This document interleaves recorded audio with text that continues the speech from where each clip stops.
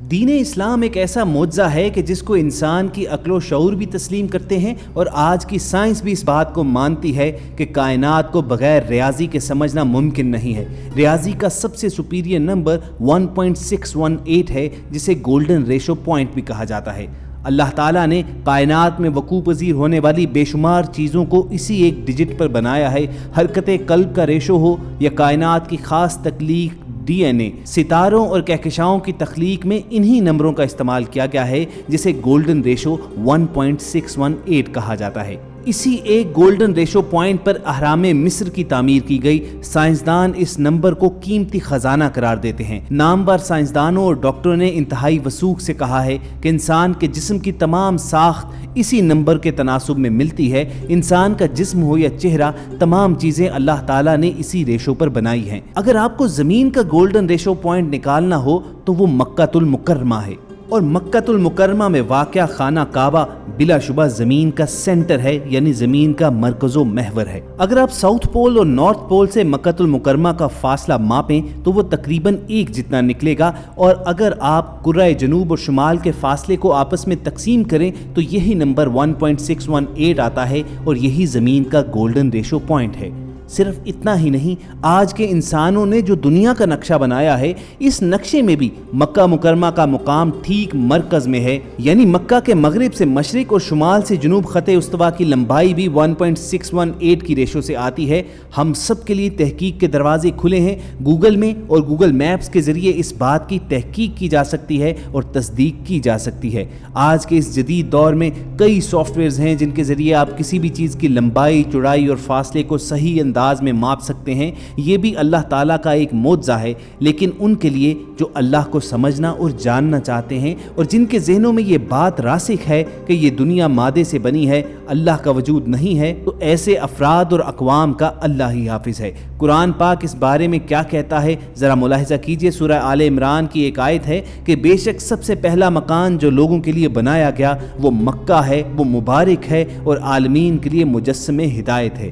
اس میں شک نہیں ہے کہ دنیا کا پہلا مکان اللہ کا گھر یعنی بیت اللہ ہے، اور یہ بھی ایک معجزہ ہے کہ دنیا کے جس کونے سے بھی دیکھیں کعبہ آپ کو دنیا کے سینٹر میں ہی ملے گا۔ اس لیے اللہ نے اس گھر کو مجسم ہدایت کہا ہے۔ اگر کوئی بھی انسان غیر جانبدار ہو کر کعبہ پر تحقیق کرے تو وہ کافر بھی ہوگا، تو دو باتوں میں سے ایک کام تو ضرور کرے گا کہ یا تو وہ مسلمان ہو جائے گا یا دین اسلام کے بارے میں سوچنے پر مجبور ہوگا۔ آج سائنس اس بات کو مانتی ہے کہ چونکہ بیت اللہ دنیا کے عین سینٹر میں واقع ہے، چنانچہ مرکز میں ہونے کی وجہ سے اس مقام پر زمین کی کشش ثقل یعنی گریویٹیشنل پل سب سے زیادہ سٹرونگ ہے، اور سیکیورٹی ریزنز کے علاوہ یہ گریویٹیشنل پل بھی ایک وجہ ہے کہ جس کے باعث کعبۃ اللہ کے اوپر سے کوئی بھی چیز پرواز نہیں کرتی ہے۔ دوستو، بیت اللہ کے بارے میں گفتگو ہو ہی رہی ہے تو کیوں نہ آپ کو خانہ کعبہ کے چند مزید مقدس گوشوں کے بارے میں بتاتے ہیں۔ اگر آپ پر اللہ کی عنایات ہوں اور آپ کو حرم پاک میں داخل ہونے کا شرف ملے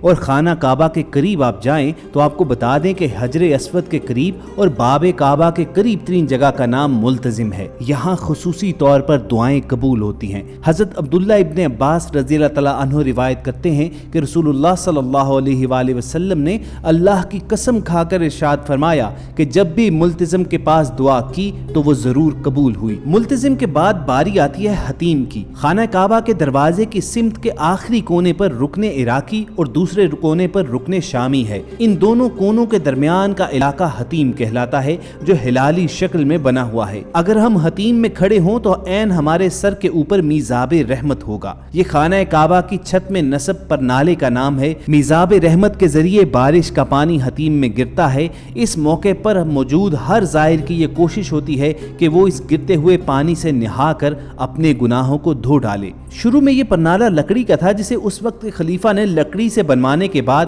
اس پر سونے کا ورق چڑھوا دیا۔ پھر ولید بن ملک نے اس کے اوپر اور نیچے سونے کا پتر چڑھانے کا حکم دیا۔ 1273 ہجری میں سلطان عبد الحمید خان نے سونے کا پرنالہ بھجوایا جو آج تک لگا ہوا ہے، اور اس کا وزن تقریباً 25 سیر ہے۔ اس پرنالے کے دونوں جانب منڈیر سی بنی ہوئی ہے تاکہ پانی ادھر ادھر نہ گرے بلکہ صرف حتیم ہی میں گرے۔ اس کے اوپر چاندی کی کیلیں یا میخیں بھی لگی ہوئی ہیں تاکہ کوئی پرندہ اس پر بیٹھ کر گندگی نہ کر سکے۔ اس پر بسم اللہ الرحمن الرحیم لکھا ہوا ہے۔ بسم اللہ کے نیچے یا اللہ بھی لکھا ہوا ہے۔ الرزاقی اپنی کتاب میں لکھتے ہیں کہ جو شخص میزاب کے نیچے نماز پڑھتا ہے وہ گناہوں سے ایسے پاک ہو جاتا ہے جیسے اسے اس کی ماں نے اسی دن پیدا کیا ہو۔ یہ دعاؤں کی قبولیت کا مقام ہے۔ حتیم سے نکل کر رکن شامی سے رکن یمانی کی جانب چلتے ہیں، اس مقام پر آپ استلام کرتے ہیں اور یہاں سے حجر اسود تک دعا کی قبولیت کا مقام ہے۔ حضور نبی پاک صلی اللہ علیہ وآلہ وسلم نے خود بھی یہاں دعا فرمائی اور امت کو بھی دعا مانگنے کی تلقین کی۔ سب سے اچھی دعا دین و دنیا کے لیے یہ بتائی کہ اے ہمارے رب، ہمیں دنیا میں بھی بھلائی عطا فرما اور آخرت میں بھی بھلائی عطا کر اور ہمیں دوزخ کے عذاب سے بچا۔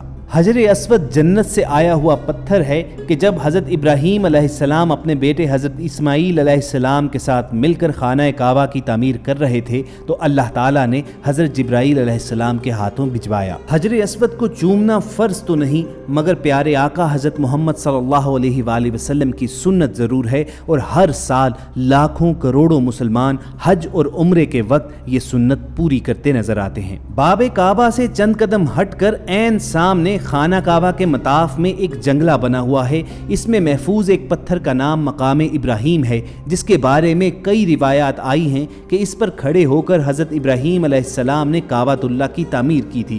تعمیراتی مرحلوں کے دوران یہ پتھر نرم پڑ جاتا تھا اور ضرورت کے تحت یہ پتھر اوپر نیچے بلند و پست اور طول و عرض میں گھٹتا بھی تھا اور بڑھ بھی جاتا تھا۔ اس کی اسی نرمی والی کیفیت کی بنا پر حضرت ابراہیم علیہ السلام کے قدموں کے نشان اس پر ثبت ہو گئے، اور آج ہزاروں سال گزر جانے کے باوجود موسمی اور بیرونی تغیرات اس پر حاوی نہ ہو سکے اور یہ اپنے نقوش کے ساتھ جوں کا توں موجود ہے، جو سراسر ایک معجزہ ہے۔ اس مبارک پتھر کا ذکر قرآن حکیم کی سورہ آل عمران کی آیت نمبر 97 میں بھی ہے کہ جب اللہ تعالیٰ نے فرمایا کہ اس میں کھلی کھلی نشانیاں ہیں، وہ مقام ابراہیم ہے۔ مقام ابراہیم کی اصل لمبائی 10 بالشت اور چوڑائی 7 بالشت ہے اور زمین سے 1 ہاتھ اونچا رکھا ہوا ہے، جو باب کعبہ کے بالمقابل مطاف میں ہے۔ روایات کے مطابق یہ جنت کا پتھر ہے۔ اس کی ایک اور فضیلت یہ ہے کہ ہر طواف کرنے والے کو حکم ہے کہ جب وہ 7 چکروں پر مشتمل اپنا طواف مکمل کر لے تو 2 رکعت نماز نفل